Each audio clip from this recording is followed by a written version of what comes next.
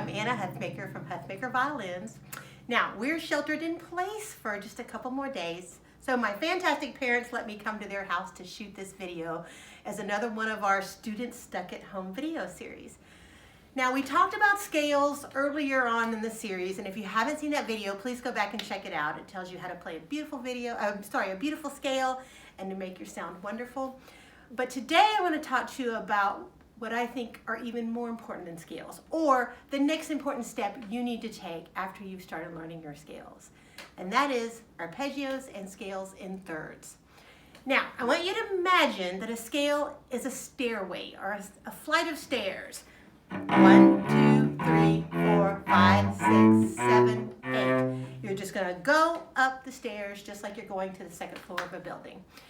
Now, if you take the most important notes in that scale, which just happen to be the first note, third note, the fifth note, and the last note, which happens to be the same note as the first note, you take those most important notes, and that makes up the arpeggio. Now, the cool thing is that I promise you that if you study a lot of music, and especially Mozart's symphonies, my dad is going to make a special guest appearance in a minute. If you study music, you will see that scales and arpeggios make up 75% of all the music that's out there.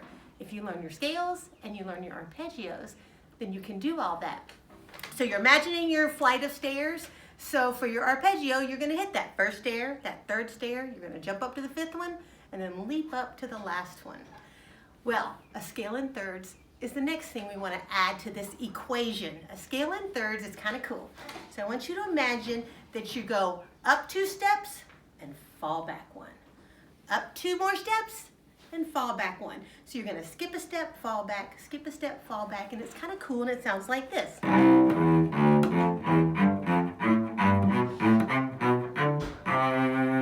Now, when you've learned to do that, when you've learned your scales, your arpeggios, and your scales in thirds, you truly can do 100% of all the music that's out there. So I think the best way to learn technique on your instrument is to every day pick a scale. Do the scale, do the arpeggio, do the scale in thirds without there being any interruption there, and do those in all the keys, all the major keys and the minor keys. Now, what if you don't know how to figure those out? What if it's a little intimidating to think key of D flat major, how am I going to figure out a scale in thirds? I mentioned this book in an earlier video.